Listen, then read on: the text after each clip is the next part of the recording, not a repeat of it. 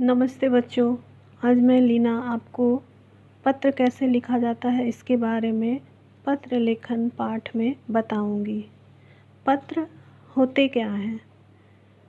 पत्र, जिन्हें हम चिट्ठी, खत या इंग्लिश में लेटर कहते हैं, पत्र एक दूसरे को संदेश पहुंचाने का माध्यम होते हैं। इनके द्वारा घर परिवार के समाचार, अपने मन के भाव विचार आदि प्रकट किए जाते हैं। मित्रों को लिखा जाता है। पत्र संबंधियों को लिखा जाता है। न केवल संबंधियों को बल्कि संपादकों को, सरकारी अधिकारियों को और स्कूलों में अलग अलग उद्देश्य से अलग अलग प्रकार के पत्र लिखे जाते हैं। पत्र लिखना कला है और एक अच्छा पत्र कैसे लिखा जाए इस बात पर निर्भर करेगा कि आप पत्र किसे लिख रहे हैं। तो आइए जानते हैं कि पत्रों के कितने प्रकार होते हैं।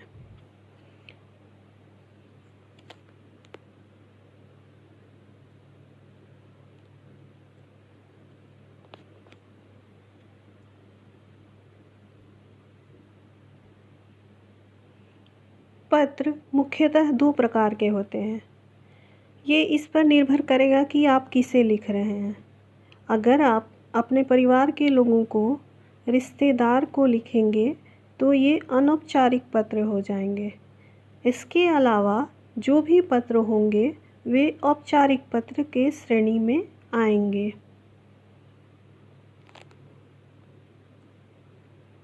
बच्चों, आधुनिक युग में पत्र लेखन को कला की संज्ञा दी गई है। इसे कला का नाम दिया गया है। पत्रों में आज कलात्मक अभिव्यक्तियाँ हो रही हैं जो हम सामने नहीं कह पाते हैं या नहीं बता पाते हैं, वो पत्रों के माध्यम से व्यक्त करते हैं, है ना। साहित्य में भी इनका उपयोग होने लगा है।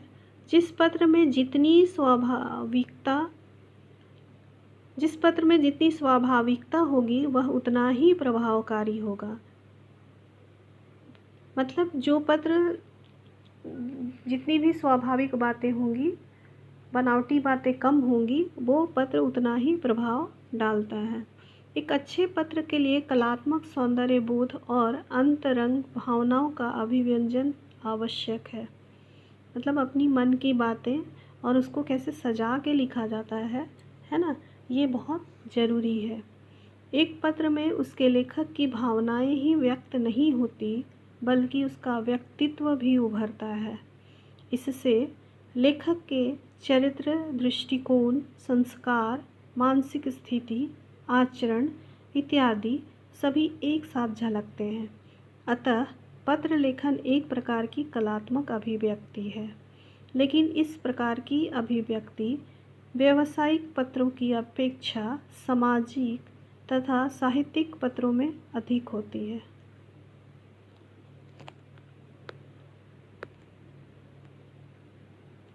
पत्र दो प्रकार के होते हैं, औपचारिक तथा अनौपचारिक।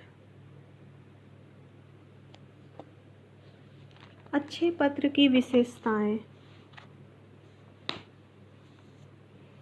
पत्र सरल भाषा शैली में होनी चाहिए। विचारों की स्पष्टता अवश्य होनी चाहिए।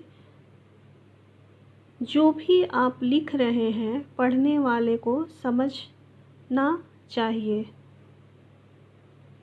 और पत्र को प्रारूप के अनुसार लिखेंगे तो पत्र प्रभावी हो जाएगा। जिस पत्र में जितनी स्वाभाविकता होगी वह उतना ही पढ़ने वाले के ऊपर असर छोड़ सकेगा। तो ये प्रमुख विशेषताएं हैं।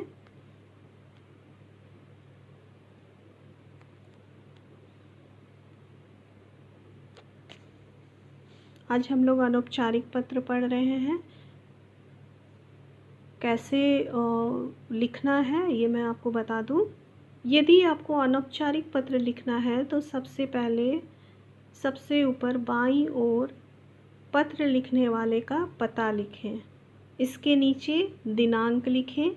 दिनांक लिखने के बाद जिसे पत्र लिखते हैं उसे संबोधित करें, जैसे आदरणीय बाबा जी, पूजनीय नानी जी, आदरणीय पिताजी, श्रद्धेय ताऊ जी, आदरणीय भैया, प्रिय दीदी, प्यारे भाई या प्रिय मित्र आदि। संबोधन शब्दों के नीचे सम्मान सूचक शब्द अभिवादन लिखें, जैसे प्रणाम, सादर प्रणाम, चरण स्पर्श, नमस्कार, आशीर्वाद, सुखी रहो, प्रसन्न रहो आदि। पत्र के पहले अनुच्छेद में सामान्य शिष्टाचार के शब्द जैसे आप कैसे हैं, यहाँ हम सब सकुशल हैं आदि जरूर लिखें। अगले अनुच्छेद में विषय को विस्तार से लिखें। अंतिम अनुच्छेद में 1-2 वाक्यों में घर के अन्य सदस्यों के प्रति अभिवादन लिखें और अंत में स्वनिर्देश और नीचे अपना नाम और हस्ताक्षर। ये पत्र अनौपचारिक पत्र का प्रारूप है।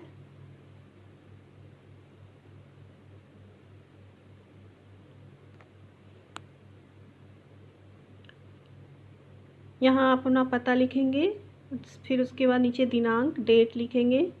आदरणीय जो भी जिनको भी लिख रहे हैं, बड़े हैं तो आदरणीय पिताजी या प्रिय मित्र, जो भी मित्र को अगर लिख रहे हैं तो उसके बाद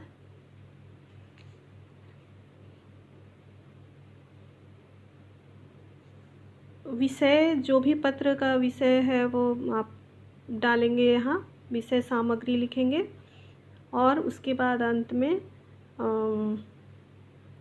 यथायोग्य अभिवादन और फिर उसके बाद अपना स्वनिर्देश और अपना नाम हस्ताक्षर। यहाँ पे मैंने समझाया, यहाँ देखिए आप, प्रेषक का नाम, पता, दिनांक, संबोधन, अभिवादन, पत्र की विषय सामग्री, यथायोग्य अभिवादन, स्वनिर्देश, नाम एवं हस्ताक्षर।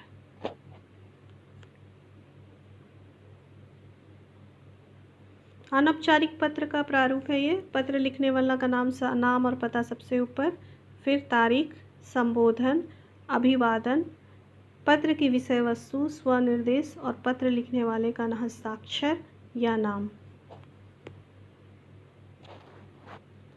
ये मुख्य बातें हैं जिसका ध्यान रखना बहुत ज़रूरी है पत्र लिखते समय। जिसके लिए पत्र लिखा जाए उसके लिए पद के अनुसार शिष्टाचार पूर्ण शब्दों का प्रयोग करना चाहिए। पत्र में हृदय के भाव स्पष्ट रूप से व्यक्त होने चाहिए कि आपके मन में क्या है उनके प्रति या आप क्या लिखना चाहते हैं। पत्र की भाषा सरल एवं शिष्ट होनी चाहिए। पत्र में बेकार की बातें नहीं लिखनी चाहिए, उसमें केवल मुख्य विषय के बारे में ही लिखना चाहिए। पत्र में आशय व्यक्त करने के लिए छोटे वाक्यों का प्रयोग करना चाहिए। पत्र लिखने के पश्चात उसे एक बार अवश्य पढ़ना चाहिए। पत्र प्राप्तकर्ता की आयु, संबंध, योग्यता आदि को ध्यान में रखते हुए भाषा का प्रयोग करना चाहिए। अनावश्यक विस्तार से बचना चाहिए, नहीं लिखना चाहिए ज़्यादा, जो ज़रूरी बातें हैं वही लिखें। पत्र में लिखी वर्तनी शुद्ध व लेख स्वच्छ होनी चाहिए। पत्र प्रेषक, भेजने वाला तथा प्राप्त करने वाले का नाम, पता आदि स्पष्ट रूप से होना चाहिए ताकि पत्र पहुंच जाए। पत्र के विषय से भटकना नहीं चाहिए, जो ज़रूरी बातें हैं उन्हीं का उल्लेख, मतलब बेकार की बातों का उल्लेख नहीं करना चाहिए।